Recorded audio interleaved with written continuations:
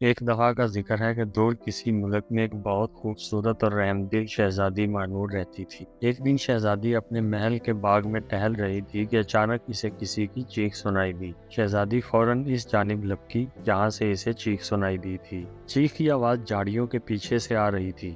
اس نے وہاں پر ایک عجیب چیز دیکھی۔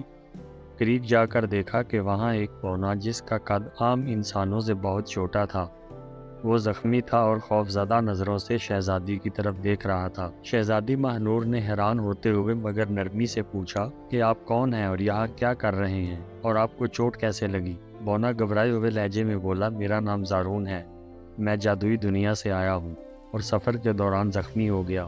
شہزادی نے اس کو تسلی دی کہ گھبرانے کی ضرورت نہیں ہے، میں آپ کا علاج کروں گی۔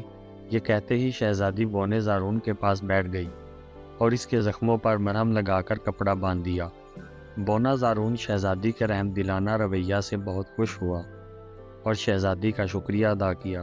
شہزادی کا شکریہ ادا کرتے ہوئے زارون نے شہزادی کو اپنے پرسرار ملک میں آنے کی دعوت دی اور کہا کہ وہ آپ کی دنیا کے خیالوں سے بھی زیادہ عجیب و غریب ہے اور آپ کی دنیا سے بالکل مختلف ہے۔ زارون نے چمکتی آنکھوں سے شہزادی مانور کی طرف دیکھتے ہوئے کہا۔ شہزادی مانور نے زارون کی پیشکش مسکراتے ہوئے قبول کر لی تو اچانک وہاں ایک چمکدار گول دائرہ نمودار ہوا جس میں سے گزر کر شہزادی اور زارون بونوں کی دنیا میں جا پہنچے۔ ایک ایسی دنیا جو اس سے پہلے شہزادی مانور نے کبھی نہیں دیکھی تھی۔ وہاں پہنچتے ہی زارون نے کہا، میری سلطنت میں خوش آمدید شہزادی حضور، آپ کو یہ جان کر خوشی ہوگی کہ میں اس سلطنت کا بادشاہ ہوں، زارون نے فخریہ انداز میں کہا۔ تو شہزادی مانور یہ سن کر اور بھی زیادہ خوش ہوئی۔ شہزادی مانور زارون کی دنیا دیکھ کر حیران ہو رہی تھی۔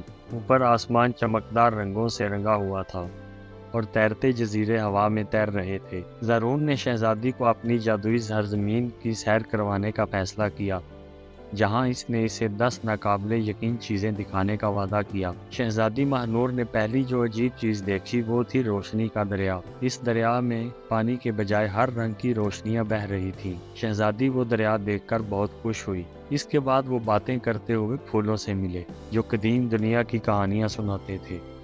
پھول ہوا میں جھوم رہے تھے، ان کی آوازیں میٹھی اور سریلی تھیں۔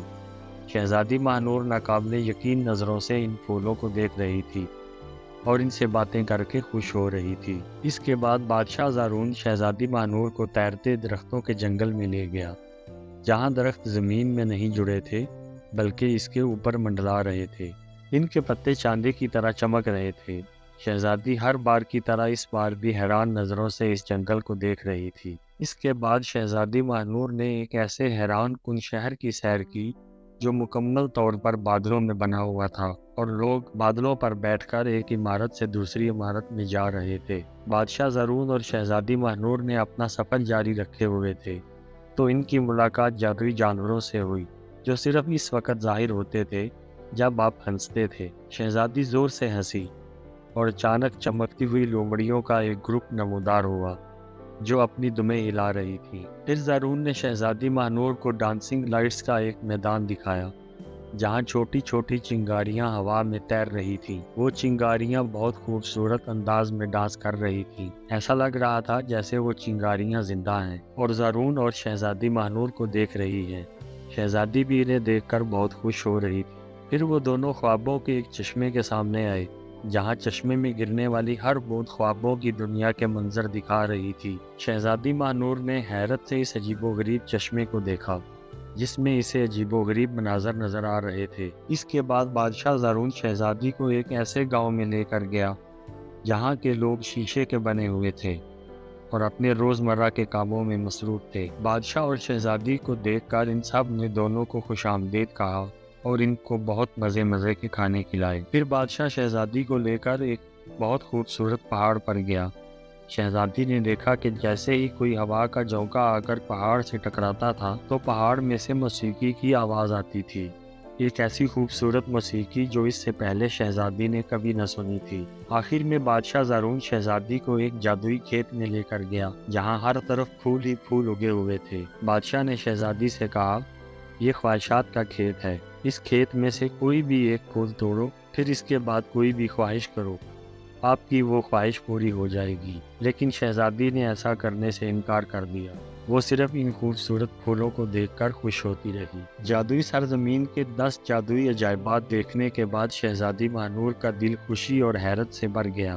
یہ سب سے خوبصورت جگہ ہے جو میں نے دیکھی، اس نے خوش ہوتے ہوئے بادشاہ زارون کو بتایا۔ زارون نے بھی مسکرا کر شہزادی کا شکریہ ادا کیا۔ آخرکار شہزادی کا واپس اپنی دنیا میں جانے کا وقت آ گیا تھا اور وہ کافی افسردہ تھی۔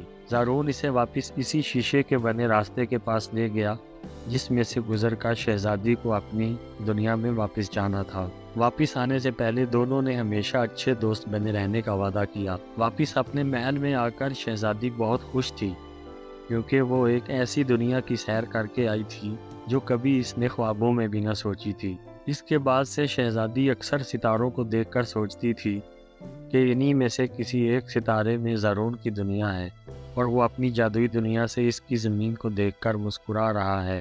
یہ سوچتے ہی شہزادی بھی مسکرا دیتی۔ اگرچہ وہ اپنی دنیا میں واپس آ گئی تھی، لیکن شہزادی مانور اور کنگ زارون کے درمیان دوستی کا رشتہ مضبوط رہا۔ ان کے ایڈونچر نے ان دونوں کی زندگیوں کو بدل دیا اور وہ ہمیشہ ان عجیب اور حیرت انگیز چیزوں کو یاد رکھیں گے جو انہوں نے ایک ساتھ دیکھی تھیں۔